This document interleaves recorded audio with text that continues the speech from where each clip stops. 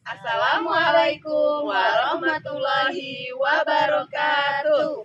Pada kesempatan kali ini kami akan memerankan video pada tugas modul 2.3. Saya Umi Nasya sebagai supervisor, Saya Rasa Fitriana sebagai coach.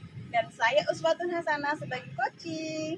Selamat menyaksikan. Assalamualaikum Bu Rosa. Waalaikumsalam Bu Umi. Bagaimana kabarnya Bu Rosa? Sehat? Alhamdulillah baik. Apa kabarnya juga Bu Umi? Alhamdulillah saya juga sehat. Kelahiran ya gimana? Benar sekali ya, menjadi dari lumayan setelah banyak sekali beradaptasi ya. Selamat ya. Ya, terima kasih Bu. Oke, nah Bu, sebelum kita melakukan coaching, sebagai awal saya akan memberikan beberapa pertanyaan sama Ibu. Ya, pertama-tama saya akan mendiskusikan tentang rubrik penilaian coaching kita pada hari ini. Pada hari ini, coach dan coaching dan coaching akan saya amati dan saya nilai sesuai rubrik penilaian. Apakah sudah sesuai dengan alur kita atau belum, seperti itu ya. Bagaimana Ibu memberikan pertanyaan, kemudian bagaimana coaching Ibu nanti merespon pertanyaan yang Ibu ajukan, apakah sudah sesuai atau belum. Jangan lupa nanti disesuaikan dengan prinsip coaching itu sendiri. Di antaranya ada kemitraan, kemudian proses kreatif, dan ada memaksimalkan potensi.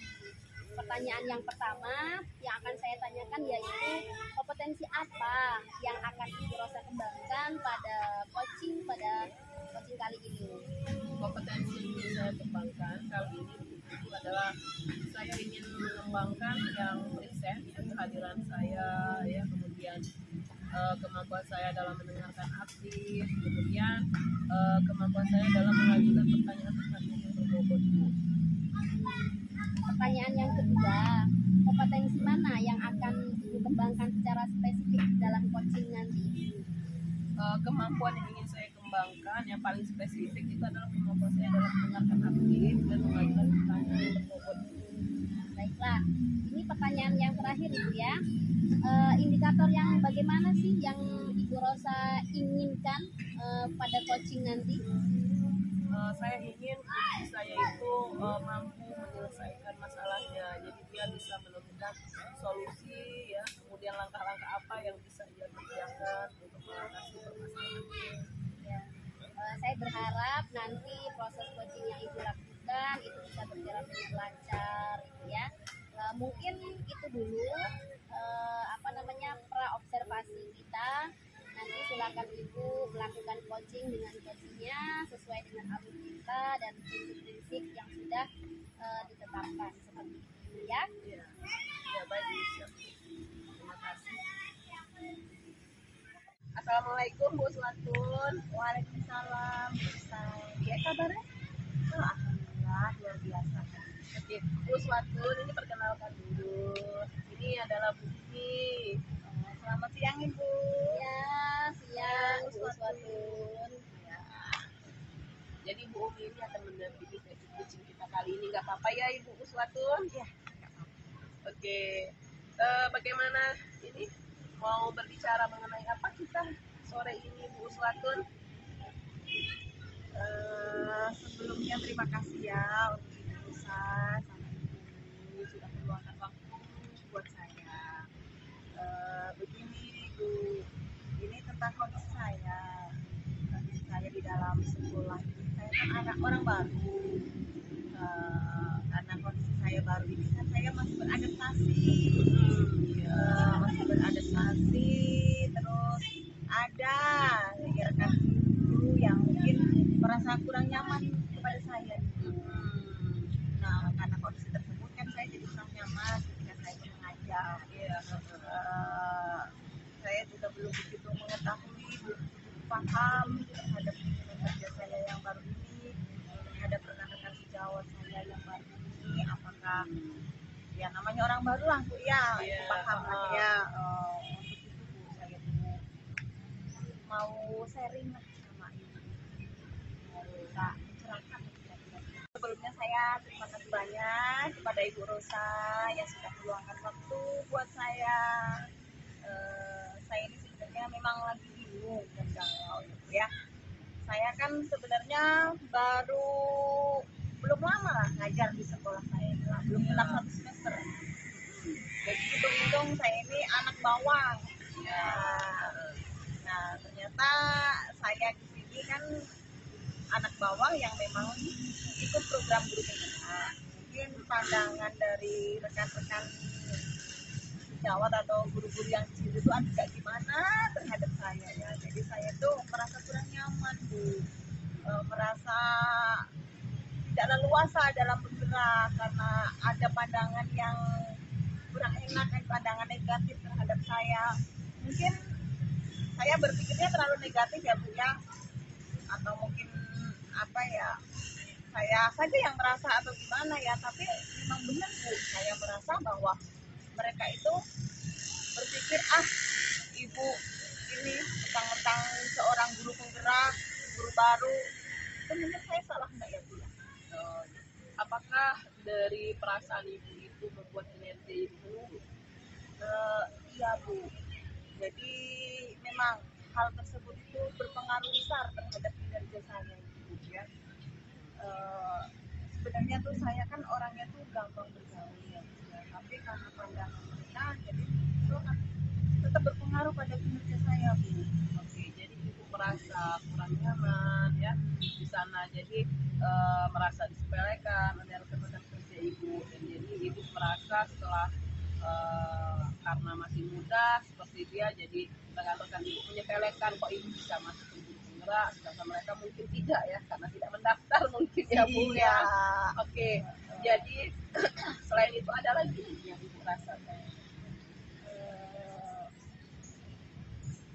Saya ini merasa bahwa mereka itu kan belum begitu mengenal saya ya, mungkin kan faktor itu ya, Bu ya. Jadi mereka beranggapan seperti itu terhadap saya. Terus saya merasa kurang diterima oleh mereka kan. Terus saya merasa mereka itu meragukan apa ya, kredibilitas saya, Bu, sebagai seorang guru. Padahal jika mereka itu bisa melihat saya, sebenarnya saya itu mampu. Itu memiliki kemampuan ya sebenarnya ya. Tapi kalau dari pembicaraan kita kali ini, apa sih yang ingin didapatkan sebenarnya? Saya ingin bekerja dengan nyaman, Bu. Saya ingin bekerja dengan nyaman, merasa diterima di tempat lingkungan kerja saya yang baru, dan tanpa meragukan kemampuan saya itu, Bu, kredibilitas saya sebagai seorang guru sebenarnya. Ya, jadi kalimat intinya ibu itu ingin diterima ya, Bu ya, ingin diterima oleh rekan kerja ibu sehingga ibu merasa nyaman untuk bekerja seperti itu ya, Bu ya. Ya, benar, Bu. Jadi supaya saya bisa melaksanakan tugas mengajar saya dengan nyaman, dengan baik sebagai seorang guru itu kan, Bu ya, dan bisa membuktikan keberadaan saya akan dapat membawa atmosfer perubahan ke arah yang lebih baik ini ya, Bu ya. Seperti yang sedang saya pelajari dalam program guru penggerak ini, Bu ya. Saya ingin mengajak teman-teman saya ikut program guru penggerak ini agar tahu sebenarnya ibu manfaat dari program guru penggerak itu. Jadi pandangan mereka ke saya itu tidak negatif, dan saya harap mereka itu bisa memandang saya itu lebih baik lagi. Iya, bagus sekali, Bu ya. Oke, kalau dari pengamatan ibu ya, ini ya, dari pengamatan ibu pribadi ya, koreksi diri pribadi ibu sendiri ya, kira-kira semangat mengajar ibu yang menurun itu yang seperti apa? Semangat yang apabila saya melakukan suatu kegiatan pembelajaran di sekolah ya, saya sangat nanti, saya merasa semangat kalau saya tuh dinanti oleh anak-anak dan rekan-rekan kerja saya, Bu, di lingkungan tersebut. Dengan adanya itu saya akan selalu merasa dapat dukungan kan. Apalagi jika teman-teman saya itu mendukung kegiatan saya gitu ya, apapun kegiatan yang saya lakukan itu mereka mendukung, terus siswa-siswa saya mendukung saya, itu akan menjadi sebuah baterai tersendiri buat saya nih Bu ya. Jadi perasaan dinanti ya oleh murid-murid, kemudian dukungan dari rekan kerja seperti itu. Ya, selain itu apa lagi Bu? Selain dukungan dari siswa dan dukungan dari rekan sejawat, mungkin silaturahmi ya Bu ya. Silaturahmi itu kan penting ya Bu ya. Silaturahmi dengan rekan sejawat seperti saling berkunjung antara rekan yang satu dengan rekan yang lain, sering ngobrol bareng, habis diskusi itu kan akan membuka wawasan kita kan ya Bu ya. Atau ngobrol-ngobrol pada waktu istirahat di sekolah itulah Bu. Itu hal-hal yang sebenarnya sangat sangat saya nanti dan sangat saya inginkan. Oke, jadi ada 4 ciri ya, indikator ya. Jadi misalkan perasaan, pertama perasaan dan murid, kemudian dukungan dari rekan kerja ya, silaturahmi ke rumah rekan kerja ataupun ngobrol-ngobrol ringan ya di kantor seperti itu kan ya. Nah, kalau dari itu yang Ibu anggap ideal ya, jadi ada di angka 10 sekarang.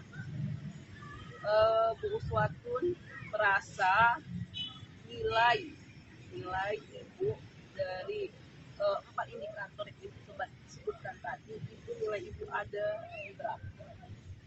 Kalau saya merasakan ya Bu ya, kayaknya saya masih posisi tengah-tengah, masih di angka 6.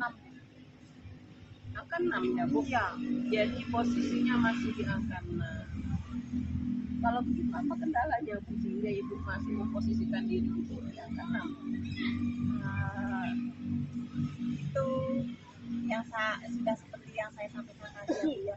Mungkin karena itu lingkungan baru saya ya, lingkungan kerja yang baru, terus teman-teman kerja saya yang baru, serta tipikal murid yang baru juga, itu apa ya, membuat saya tuh belum begitu mengenal dan memahami mereka ya Bu ya. Jadi saya memposisikan diri saya di angka. Banyak juga ya tantangannya ya. Nah, jadi kalau misalkan sulit untuk mencapai angka 10, sekarang Ibu Uswatun merasa Ibu ingin misal juga ada komitmen ya untuk meningkatkan semangat mengajar ya, kinerja kita. Kalau angka 10 itu sulit untuk dicapai, Ibu Umi pengennya ada di angka berapa? Bu, saya bukan Iya, aduh, saya kok kurang fokus.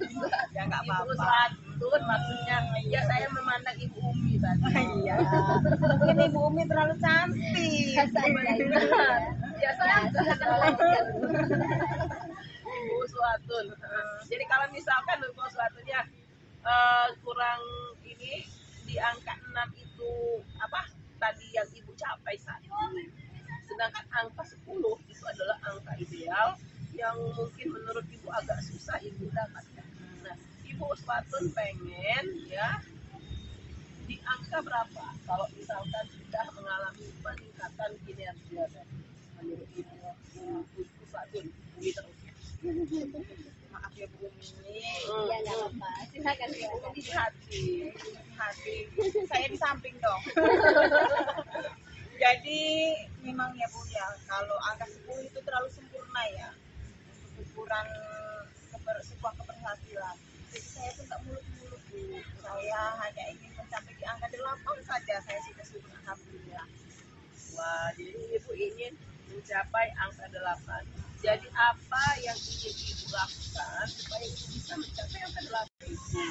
Nah itulah Bu yang ingin saya pikirkan sebenarnya. Gimana lah ya solusinya, caranya agar saya bisa mencapai angka 8. Kalau dari pengamatan Ibu sendiri gitu ya, rencananya Ibu akan melakukan apa untuk menjalin hubungan yang harmonis dengan rekan kerja Ibu ke depannya supaya motivasi ya dan semangat Ibu untuk mengajar kinerja Ibu itu meningkat lagi. Kira-kira apalah yang Ibu lakukan untuk menjalin hubungan yang harmonis? Nah, itu dia. Sebenarnya di tempat kerja saya yang baru ini kan ada BPK ya. Nah, guru BK ini kan bisa menjadi tempat atau bisa memfasilitasi saya ya Bu dengan rekan-rekan kerja saya yang lain agar komunikasi lebih terjalin lagi, lebih lancar lagi antara saya dan rekan-rekan saya yang lain. Jadi perlu guru BK gitu ya. Iya, benar. Guru BK itu pasti bisa lah menjadi jembatan atau menjembatani hubungan saya dengan rekan sejawat saya ya, melalui coaching untuk membangun komunikasi yang baik dan bisa juga meluangkan waktu untuk berbincang dengan teman untuk saling mengenal apa ya karakter masing-masing gitu lah Bu. Jika dengan adanya guru BK mungkin kami yang tadinya renggang bisa menjadi lebih dekat, yang tadinya jarang ketemu bisa menjadi ketemu, yang jauh bisa jadi merapat ya seperti merapat itu gitu. ya. Kemungkinan apa yang dapat ibu lakukan dalam waktu dekat ini pernah sebelumnya duduk kuliah Ibu saya. iya namanya sama-sama maklum Iya ya. sudah undur. Ya, jadi kita kembali lagi ya. Oh iya. Jangan nggak apa-apa sesuatu ya. Malah nggak terganggu ya. Ini masalahnya. Jadi kemungkinannya kapan lah kira-kira ibu akan melakukan hal ini, apa yang dapat ibu lakukan dalam waktu dekat? Dalam waktu dekat ini saya itu sebenarnya bisa melakukan atau akan melakukan coaching dengan guru kita itu ya Bu ya. Untuk membangun komunikasi yang baik dengan rekan sejawat saya itu. Jadi coaching itu kayaknya bagus juga ya Bu ya. Oke, selain itu apa lagi Bu? Selain coaching mungkin meluangkan waktu untuk berbincang ringan lah, jangan berat-berat ngomongnya ya dengan rekan sejawat di sekolah untuk lebih mengenal karakter masing-masing ya, bisa dengan sambil minum atau dengan sambil jajan lah mungkin ya. Benar. Iya benar. Yang penting bisa ngobrol kayak gitu. Makan bisa mendekatkan kita. Iya benar, apalagi dalam kondisi bersabar ya. Iya. Kapan hal itu kira-kira mau ibu lakukan Bu? Ya mungkin minggu ini kali ya, secepatnya, semakin cepat semakin baik, sama seperti apa itu pantunya Bu, ikan cepat ikan gabus ya, semakin cepat semakin bagus. Betul ya Bu ya. Jadi kalau kita kembalikan lagi ke pembicaraan tadi ya, jadi ibu mau eksekusi kegiatan itu lebih cepat ya. Kira-kira siapa yang bisa ibu andalkan untuk membantu ibu melakukan harmonisasi lagi dengan rekan kerja ibu? Nah, yang pasti andalan yang paling utama dan terdepan itu garda depan itu kepala sekolah. Oke, ya kepala sekolah Ya Bu Adel selaku kepala sekolah. Oke. Jadi kita sudah dari penghujung coaching kita ya karena waktu sudah sore. Jadi kira-kira apa yang dapat dilakukan dari yang didapatkan lah ya dari pembicaraan kita kali ini? Yang pasti ya terima kasih dulu sebelumnya kita ngobrol ini, pasti saya dapat pencerahan ya, pencerahan itu yang awalnya saya bingung nggak mau harus bagaimana lah, harus berbuat apa ya supaya saya itu merasa nyaman, tentram, damai di lingkungan saya yang baru, saya bisa semangat kembali untuk mengajar anak-anak saya.